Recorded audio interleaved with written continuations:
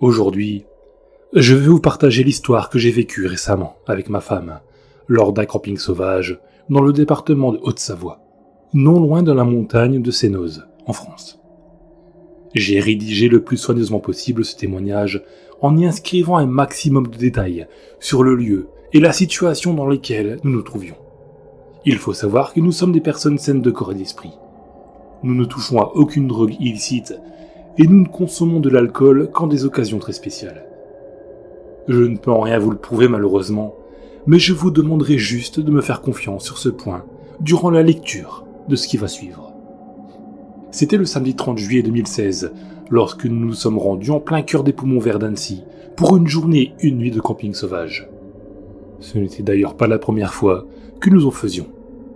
À notre arrivée, nous avons abandonné la voiture pour nous enfoncer à pied dans l'immense forêt de sapins. Nous avons dû marcher plus d'1 heure et demie avant de trouver l'emplacement parfait pour la nuit. Nous avions pris le temps de nous installer confortablement dans la zone avant de nous offrir un joli pique-nique non loin d'une rivière. Nous sommes restés pratiquement toute l'après-midi à explorer les environs sans pour autant trop nous éloigner de la tente. À la tombée de la nuit, nous nous sommes réfugiés à l'intérieur. Le vent devenait plus présent à chaque minute, provoquant l'agitation répétée de ces gigantesques sapins encerclant notre si petite tente. Ce doux son de la nature qui nous offrait au départ un sentiment de plaisir et de relaxation s'était quelque peu métamorphosé en une sensation, non pas angoissante, mais dérangeante dans le sens où la nuit allait être plus mouvementée que ce que la météo avait prévu. Mais il était hors de question d'en finir là avec cette soirée, juste à cause du temps subitement devenu capricieux. J'ai d'ailleurs profité de cet instant pour inventer des histoires peu rassurantes afin d'effrayer ma femme, même si visiblement cela semblait très clairement l'amuser plus qu'autre chose. Par la suite, nous nous sommes racontés nos meilleurs souvenirs, accompagnés des musiques, nous les remémorant. Elle était heureuse et moi aussi. 2 heures étaient déjà passées quand la fatigue a commencé à se faire sentir. Je le voyais dans ses yeux, et elle le voyait dans les miens. Nous n'avons donc pas tourné autour du pot pour nous glisser dans notre duvet. Il était plus de 3 heures du matin, lorsque ma femme m'a réveillé. Vous vous doutez donc que c'est à partir de là que les choses ont commencé à devenir inquiétantes pour nous. Au début, je pensais naïvement qu'elle bougeait comme toujours durant son sommeil, mais je me suis vite rendu compte du contraire lorsqu'elle a prononcé à plusieurs reprises mon prénom à mon oreille. D'une voix lente et difficilement compréhensible, en raison de la fatigue encore présente. Je lui ai naturellement demandé ce qui se passait. Agitée, elle m'a expliqué qu'au début, elle avait été réveillée par un étrange bruit parasite. Puis, quand il s'est subitement arrêté, elle avait entendu des choses rôder près du campement. Voulant absolument regagner mon sommeil le plus rapidement possible, j'ai tenté de la rassurer en lui disant qu'il s'agissait sans aucun doute d'un animal, tout en lui rappelant que nous étions en plein milieu d'une forêt. J'ai rajouté en lui coupant la parole que le temps ayant empiré, cela pouvait aussi être l'éblouissement de la végétation, que peut-être son cerveau percevait comme quelque chose de vivant se déplaçant aux alentours. C'est exactement ce que je lui ai dit. C'était sans doute complètement absurde, mais ce baratin avait suffi pour la calmer. C'était le principal pour moi à cette heure tardive. Cependant, j'ai été moi aussi pris d'une montée soudaine d'adrénaline quand différents craquements facilement identifiables, comme des pas, se sont fait entendre. Je priais dans ma tête pour que ce soit une simple bestiole. Peut-être que l'effet de surprise me focalisait sur les pires scénarios possibles, mais c'était très stressant. Les bruits continuaient, puis s'arrêtaient, puis recommençaient. Cela se répétait sans cesse. De plus, la chose errait très distinctement et de manière totalement aléatoire, à quelques mètres à peine de notre position. Il devait certainement y en avoir une dizaine, sans exagérer, vu le vacarme que cela provoquait. Puis, ils se sont arrêtés.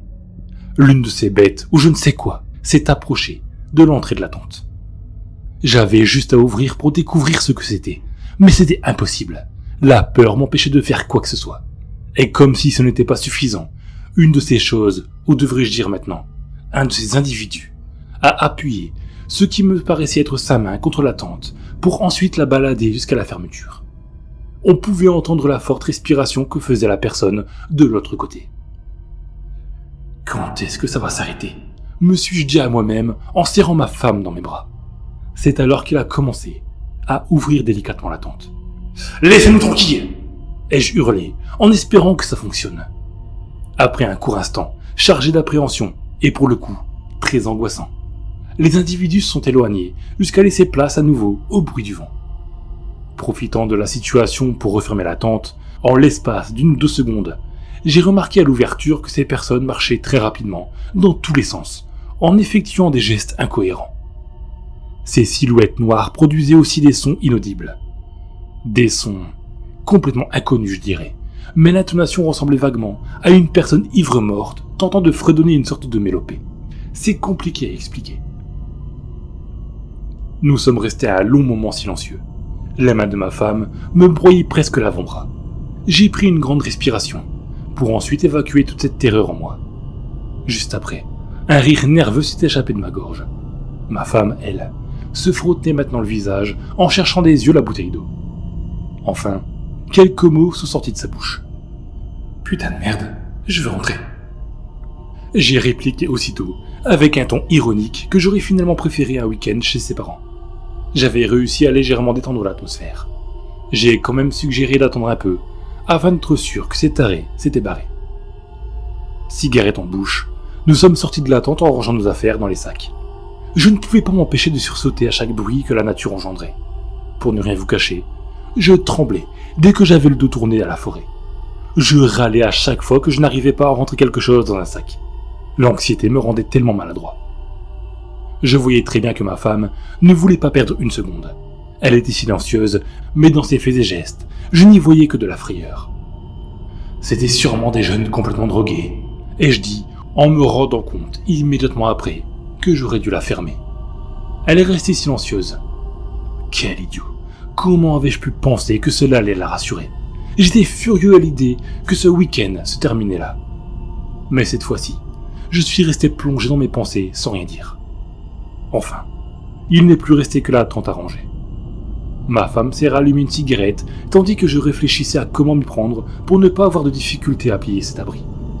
Cette situation commençait de plus en plus à m'énerver, mais je faisais tout pour ne pas le montrer.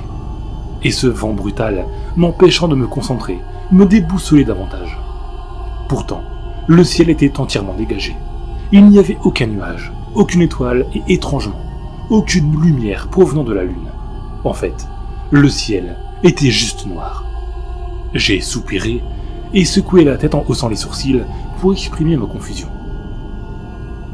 Pour vous dire, je n'avais pas vraiment la tête à chercher une explication à ce moment-là. Après plusieurs essais pour ranger cette fichue tente, j'ai inconsciemment dit à ma femme « Fais chier, surtout ne viens pas m'aider !» Ce qui l'énerva à son tour, sans grande surprise. À ce moment précis, j'avais juste envie de tout balancer et de partir de cet endroit le plus vite possible. Au lieu de ça, j'ai retiré mes mains de la tente, ce qui l'a remise aussitôt dans sa position de départ, et je me suis assis sur mon sac en m'allumant une seconde cigarette. C'est alors que nous avons perçu au loin un autre bruit difficilement descriptible dans un premier temps. Ça ne ressemblait en rien à ce qui se déplaçait autour de nous un peu plus tôt, ce qui nous a tout de même un peu soulagés. Non, c'était quelque chose d'autre. J'ai réussi à convaincre ma femme de s'éloigner un peu de la tente encore sur place afin de savoir ce que cela pouvait être. En nous concentrant un maximum, nous avons compris l'origine de cette turbulence en continu. J'ai regardé ma femme et lui ai demandé d'un air étonné « Il pleut ?» Nous avons levé la tête en plaçant les paumes de nos mains vers le ciel. « Pas ici en tout cas », m'a-t-elle répondu. En éclairant au loin avec la lampe torche, je pouvais voir très distinctement la pluie battante s'écrasant sur le sol. Je me suis retourné vers ma femme, l'air totalement perdu concernant cet événement, lorsque j'ai remarqué qu'à plusieurs mètres derrière elle se tenait un de ces types. J'ai brusquement pris la main de ma femme afin de la coller contre moi. Je lui ai chuchoté de ne faire aucun bruit lorsqu'elle a remarqué elle aussi sa présence. La personne a effectué un mouvement me faisant comprendre qu'elle s'était retournée face à nous. Sa tête s'est mise à vaciller dans tous les sens, tout en poussant exactement les mêmes sons inintelligibles. Je pouvais voir difficilement des choses se déplacer dans les fourrés, de mouvements vifs et instantanés. Ces voix pétrifiantes confirmaient que ces personnes n'avaient rien de normal. J'agitais ma lampe torche partout dans la forêt. « Que des arbres! Il n'y a que des arbres !» répétai-je, ce qui effrayait ma femme. Enfin, j'ai vu brièvement ces silhouettes se déplacer rapidement derrière les sapins. Contre toute attente, ces agitations se sont arrêtées d'un coup, d'un seul. Formant presque un cercle autour de ma femme et moi, ils nous regardaient silencieusement en bougeant leur tête qui semblait être désarticulée. Sans réfléchir, nous en avons profité pour courir jusqu'à notre tente que, heureusement, je n'avais pas encore démonté. Une fois à l'intérieur, nous les avons entendus marcher tout droit vers nous. Aussitôt après, ce crissement, très perturbant, identique à celui qu'avait entendu ma femme avant qu'elle ne me réveille, s'est mis à résonner dans nos têtes, ce qui a également causé une étrange réaction sur les personnes autour de nous. Ça a frétillé de partout, comme si ça avait déclenché quelque chose en eux. Et d'un instant à l'autre, il n'y avait plus rien. Seul était présent cette sorte de brouillage imperceptible et insupportable, dont l'origine m'est toujours inconnue, accompagné du vent et des bruissements de la végétation. Finalement, le grésillement désagréable s'est éloigné, tandis que le son de la pluie se rapprochait jusqu'à ce qu'il arrive juste au-dessus de la tente. À ce moment-là, ce mystérieux son indescriptible avait totalement disparu, avec cette ambiance littéralement terrifiante, laissant ainsi derrière elle une atmosphère reposante et rassurante, même si au fond de nous n'étions pas sereins pour autant. Calmement, toujours sur mes gardes, j'ai sorti la tête dehors, confirmant que nous étions bel et bien seuls. Tout en recevant de la pluie sur mon visage, je contemplais de nouveau le ciel en remarquant cette fois-ci les nuages et la timide lumière de la lune. Le ciel n'était plus vide, il n'était plus noir. Il était plus de 4 heures du matin lorsqu'on a définitivement quitté la forêt afin de se rendre à la voiture pour directement après rentrer chez nous. Nous étions toujours sous le choc durant le trajet. Ce que nous avons pu vivre, ce que nous avons pu voir, tout ça, je ne pourrais pas véritablement y trouver une explication rationnelle. J'ai pas mal d'hypothèses en tête à ce sujet, mais je préfère les garder pour moi-même. Ce sont les faits qui sont primordiaux. C'est déjà assez difficile pour moi de partager cette histoire, assez incroyable, je vous l'accorde, malgré le fait que je compte rester anonyme jusqu'à la fin. Et puis, je ne voudrais pas paraître plus dingue que je pourrais sembler l'être dorénavant. Je suis tout de même frustré de ne pas avoir plus de preuves à vous partager, mis à part ce témoignage.